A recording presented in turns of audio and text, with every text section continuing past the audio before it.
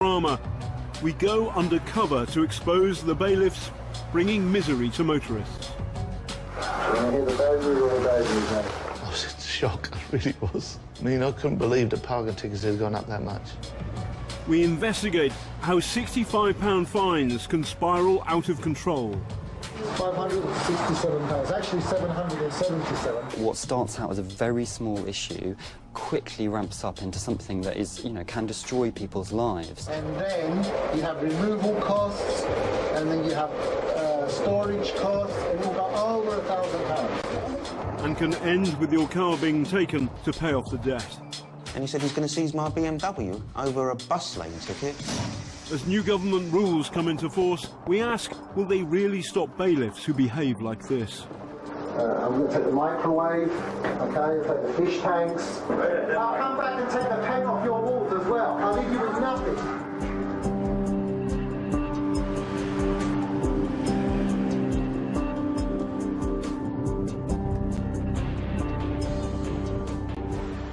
Parking is big business, with town halls in England raking in nearly £1 billion a year, a third of it from parking fines.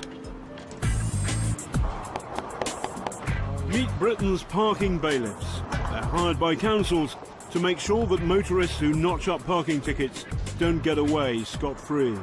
The firms they work for are worth big money, and the bailiffs can turn a tidy penny too.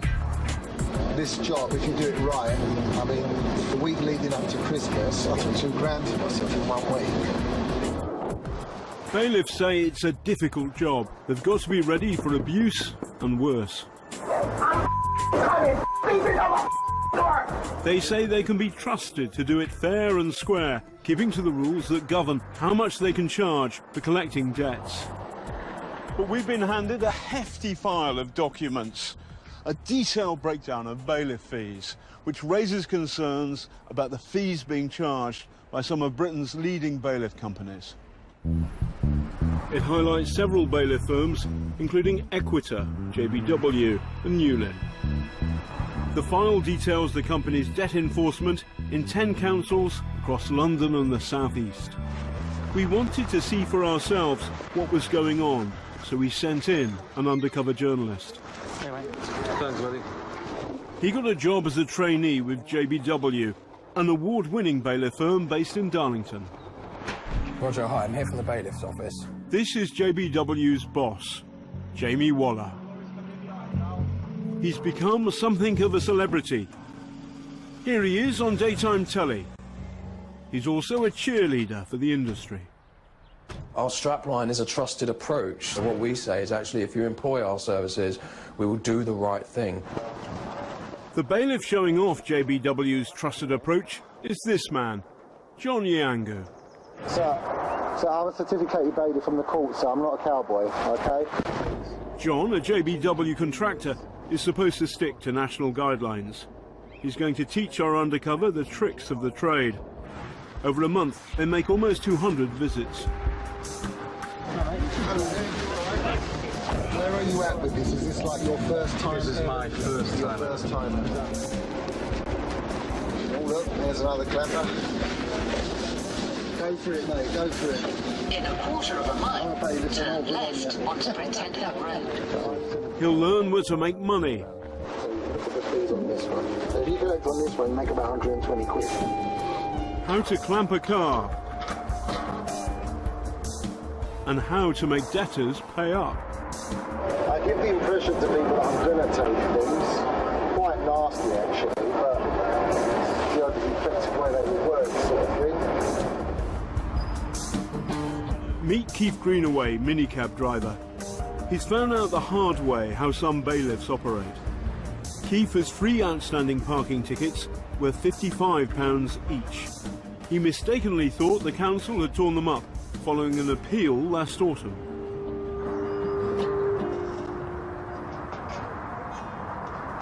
In February this year, John Yangu and our undercover paid Keith a visit.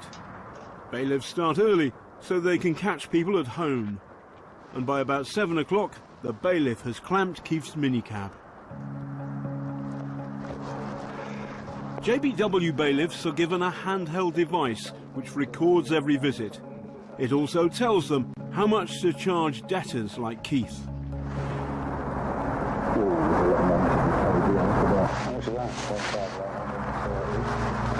I'm from JBW. We've just clamped your car. Can we come upstairs to see you, sir? Keith works late shifts and has barely had time to put his trousers on before the bailiff comes in. Hi there, sir. Do you want to hear the bad news or the bad news, mate? Can't get any worse. What's the bad news? It's £1,830.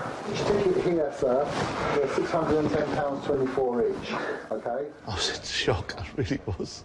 I mean, I couldn't believe the parking tickets had gone up that much. I was expecting maybe twice, something like £180, £200 per ticket. Is there a way you can settle one or two of them? I haven't got any money, mate. I've had 3 operations this year. I'm now starting treatment for cancer, and I'm bollocksed. Keith is being treated for skin cancer, and he says he's had lengthy spells off work to recover from a series of eye operations. So, I mean, what I want to do, ideally, is to clear something out of these so I can release the clamp. I don't want to take your car away. If you take it, Yeah. right, I can't earn any money. That's what I'm trying to compromise with. I mean, this is 7 o'clock in the morning. I didn't know what they were allowed to do. All I knew was if they took the car away, I'd be unemployed. So how did Keith's bill go up from free £55 tickets to more than £1,800? JBW says this was the 3rd time a bailiff had visited Keith. On each of the 3 visits, JBW has tripled most of the fees it charges. This is called multiple charging. It's allowed, but is it fair? Where multiple fees have been charged for a council tax debt, the local government ombudsman said that placed a wholly unreasonable burden on people already in debt. John the bailiff is paid on commission, a 40% cut from some of the fees he collects for JBW. If the debtor doesn't pay up, he doesn't get paid. Is there anyone who can help you, friends or family? Do you want to make a couple of phone calls?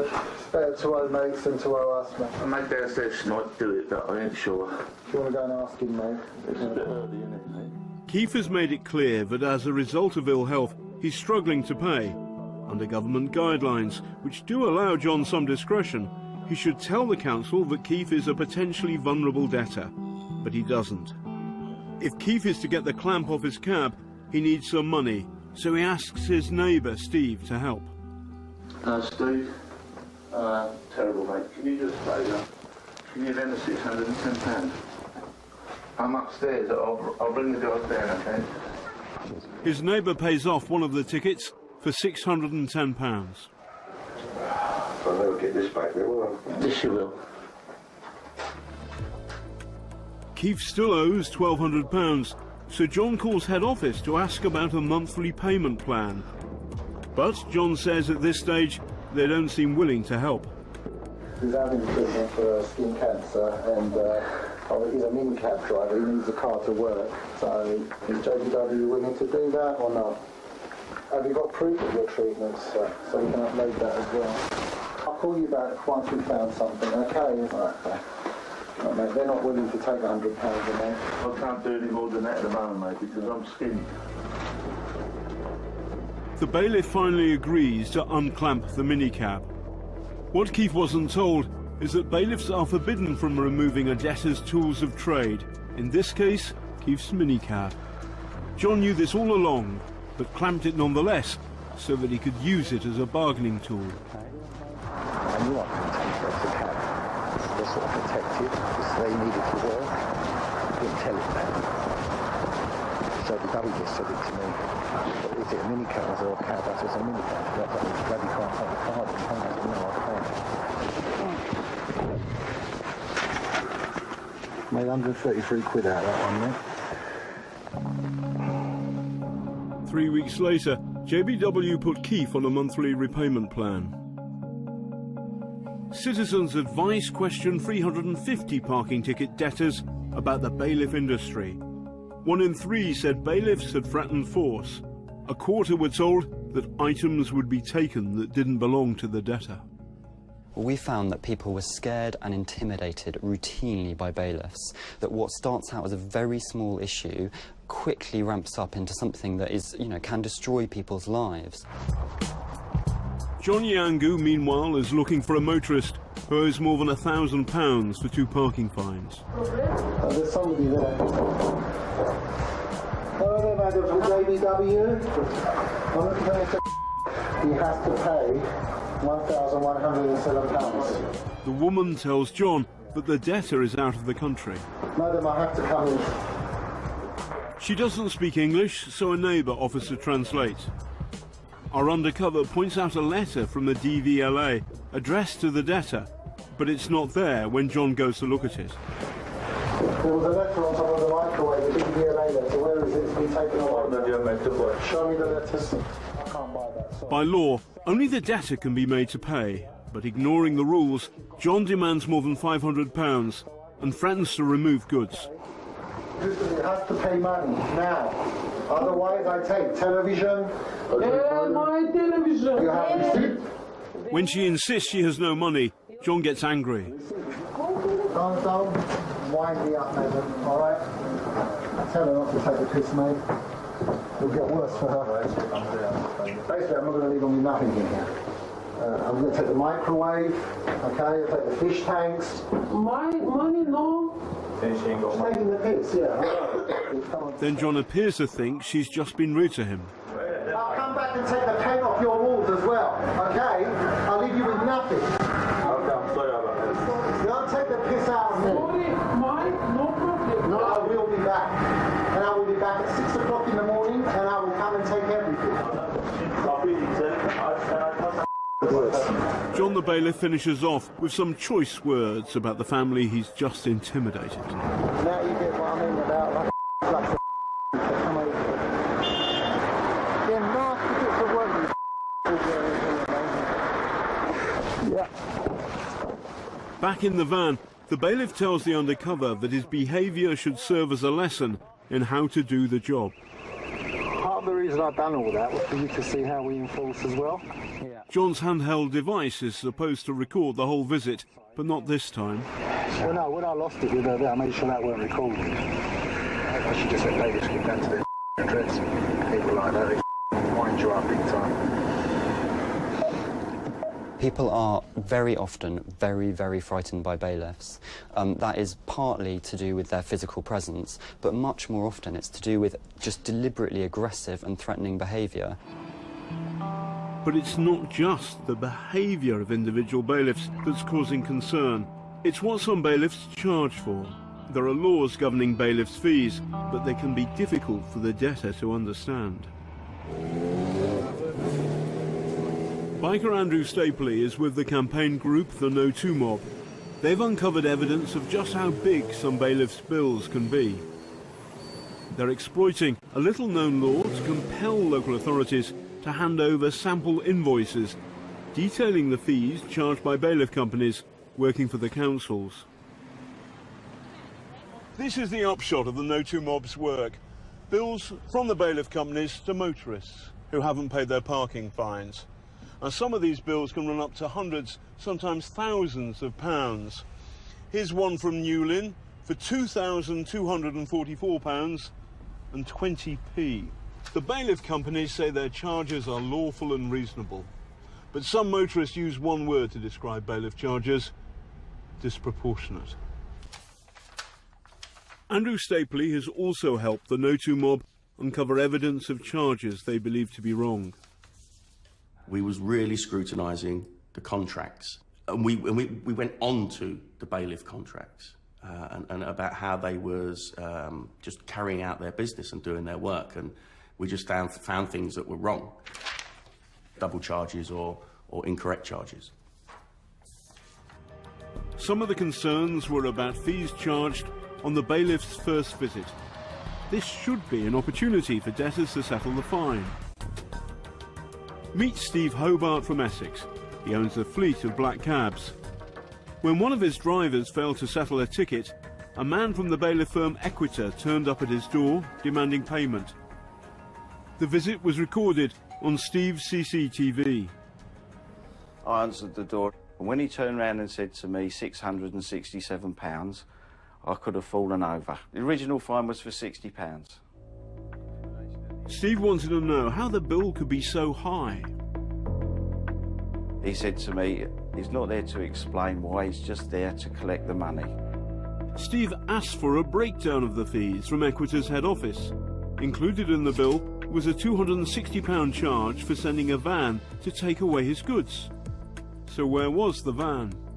So what are we expecting to see here, Steve? We'd expect to see a truck capable of removing a 2-ton taxi or taking away household goods to meet the value of their charges. Here he arrives, here he comes. This is our bailiff. I'm not Jeremy Clarkson, but that's no tow truck. That's a car. He'd be lucky to get a telly in there, wouldn't he? Not even fitted with a roof rack. So, why did you pay the bill? I paid it under duress. The threat of them coming in and removing goods. In the end, I paid it just so I could put an end to the matter. Equitas says all its fees and charges are applied according to the law, agreed client guidelines and industry best practice. But it's when bailiffs take your car that things can go from bad to worse. Motorists can be charged for removing and selling their cars to pay off the debt. And these charges can rapidly escalate, costing the motorist thousands of pounds. John the bailiff and our undercover are still working the streets of London. There you go. Hello. Good morning, sir. I'm from JBW. Yeah. John is pursuing a debt for a parking ticket. Okay, if I leave a letter with you, will you hand it to her? No. No? No, you leave the letter box, you can do what you want, but can't leave no... No problem, mate, no problem. We'll see who wins and loses, come on. There's a reason the man behind the door isn't being friendly to a bailiff. No problem. Stir it up a bit, right? What you do... The ticket has already been paid, but Laurent Howes is in a long-running dispute with his council over a series of other tickets.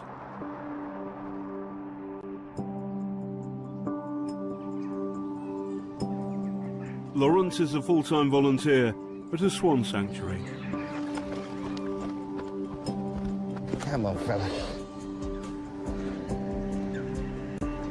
Yep, bottle top, usual kind of thing that we get over here. There you go. Every day, he crosses London in his veterinary ambulance.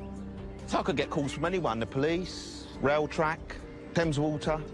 Fortunately, with my van being an ambulance, I can use the bus lanes to get to where I've got to go. Say in the rush hour, I've got an Indian swan in the back. Ambulances on official business are allowed to use the capital's bus lanes by law, and Laurent's vehicle is taxed and registered as an ambulance. Yet one London borough repeatedly fines him. Barking and Dagenham Council issued the first ticket in 2009, and more followed. I went back to the council and said that, you're sending me these bus lane tickets, you're wasting money actually doing this, just knock some heads together and see if you can sort the problem out for me. What happened? Nothing. The bus lane tickets just kept coming. At least 30 tickets were issued over the next few years, and while some were cancelled or waived, 3 were passed to JBW.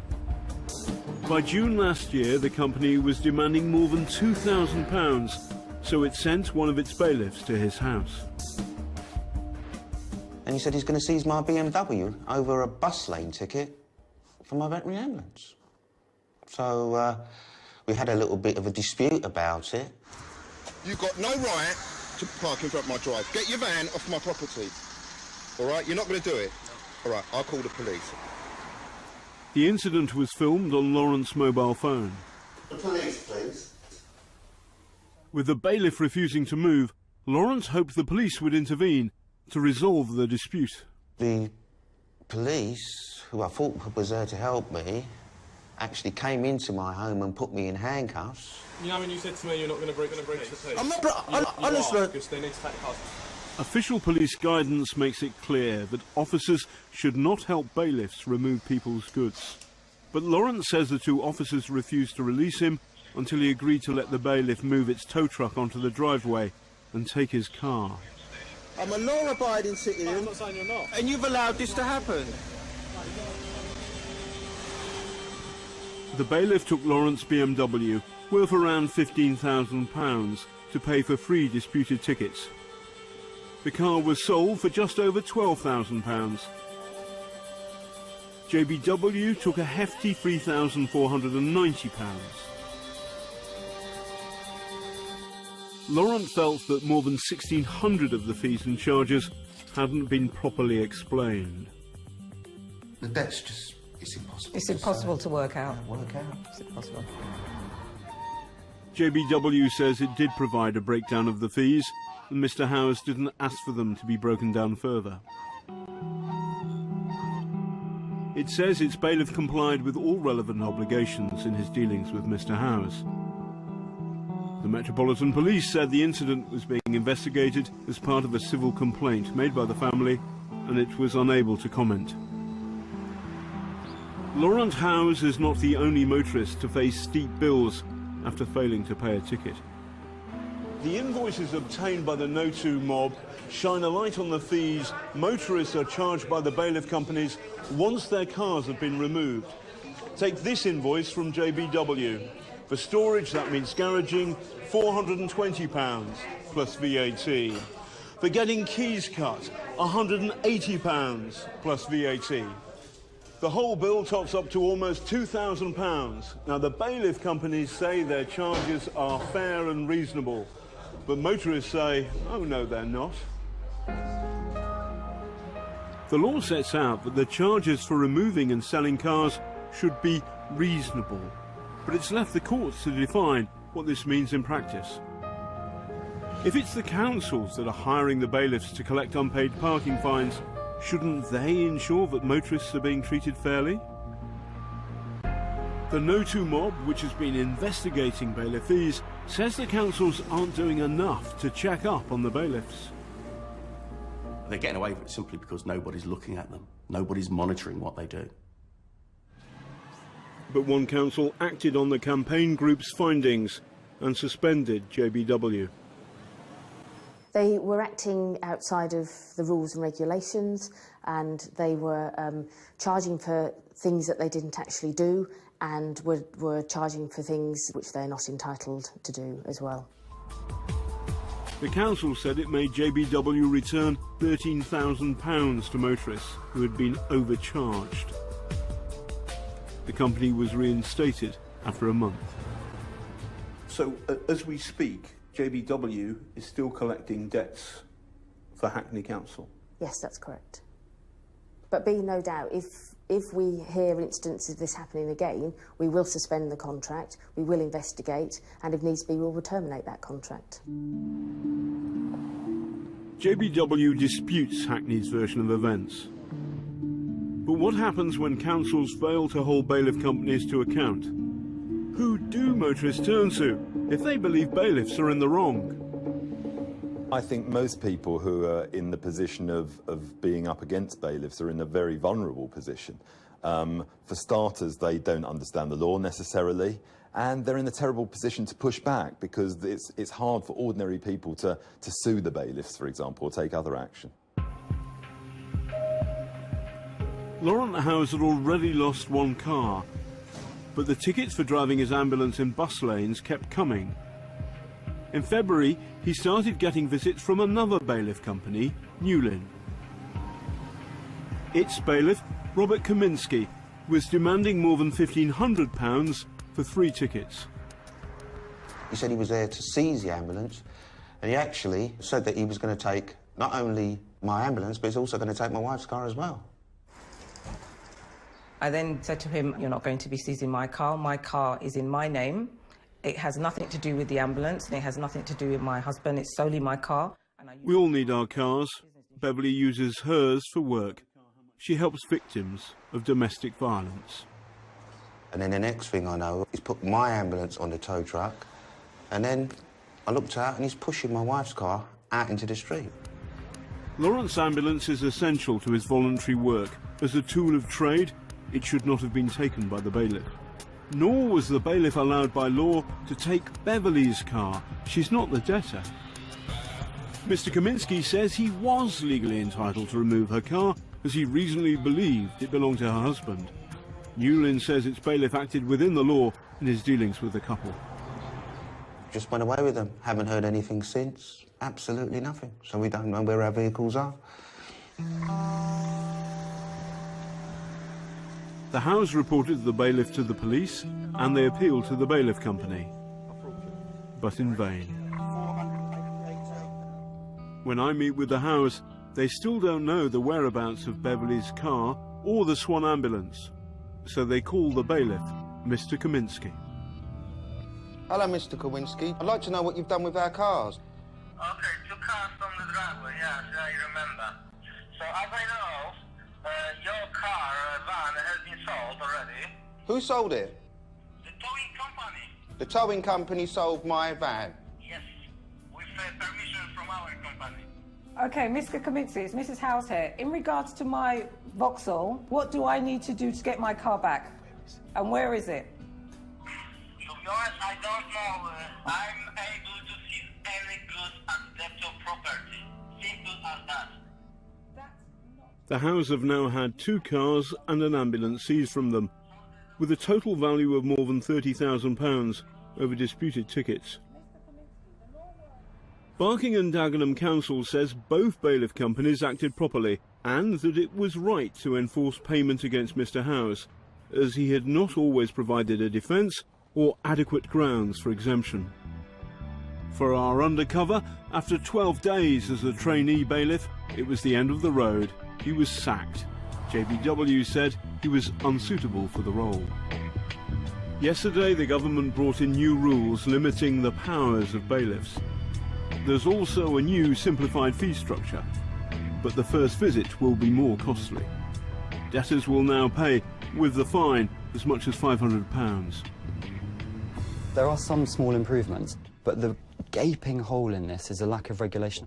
So we want to see a much stronger, independent, tough regulator. So will there be an independent regulator?